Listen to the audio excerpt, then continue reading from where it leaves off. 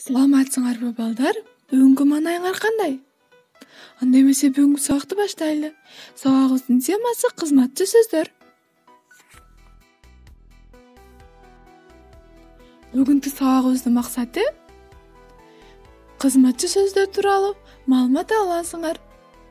Кызматчы сөздөр катышкан сүйлөмдөрдү талоого көнүгөсүңөр. Кыргыз тилин урматтоого, барктоого тарбияланасыңар. Бүгүнкү сабакта балдар силер кызматчы сөз деген эмне? Кызматчы сөздөр кайсылар деген суроолорго жооп аласыңар жана кызматчы сөздөргө карата көнүгүүлөр иштейбиз. Анда эмесе балдар, бул эрежени эсиңерге түйүп алгыла. Өз алдынча турган эч кандай маани бербеген жана сөз менен сөздү, сүйлөм менен сүйлөмдү байланыштыруу үчүн же кошумча маани берүү үчүн колдонулган сөздөр кызматчы сөздөр деп аталат. Алар сүйлөм мүчөлөрү да боло алышпайт. Мисалы, менен жана жөнүндө, көздөй, ко, эч, абдан деген сөздөр. Балдар, бул сүрөттөн эмнени көрүп турасыңар? Бул сүрөткө кызматчы сөз катышкан сүйлөм түзөлчү. Үлгү катары мен силерге бирөөнү көрсөтүп кетейин. Азамат дарбазаны көздөй топту тепти.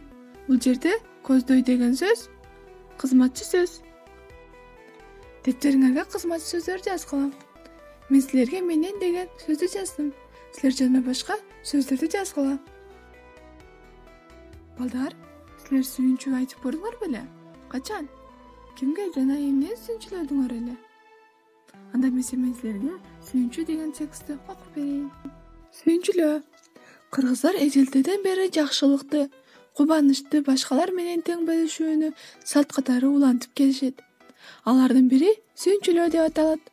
Кыргыздардын үйүндө жакшылык менен кубаныч ар дайым жарыя этилген. Үй бүлөдөгү жакшылыкты башкаларга кубануу менен биринчи айтып барганга белек тапшырылган. Бодом алга чейин ыроологондор болгон. Улуу манеси боосунда сүйүнчүгө үйүр менен жылкы алгандар болгону айтылат.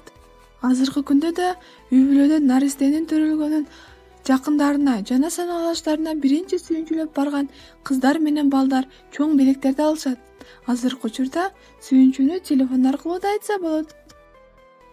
Тексттин биринчи абзацын көчүрүп жазгыла, кызматчы сөздөрдү таап астын сызгыла.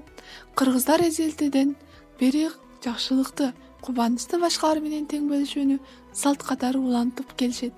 Алардын бири сүйүнчүлөө деп аталат.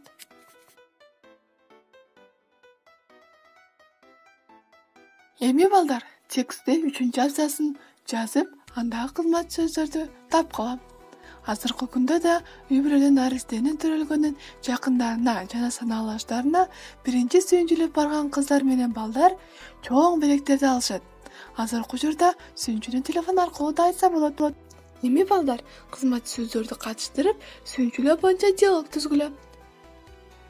Саламатсыңбы, курбум? Салам, кандайсың? Курбум, бүгүн менде абдан сонун жаңылык бар.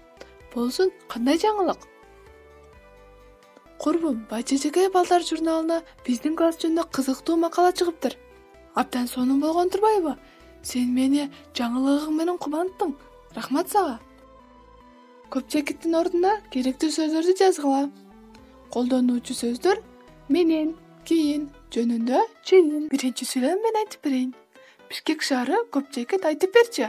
Бул жерге жөнүндө деген сөз коюлат.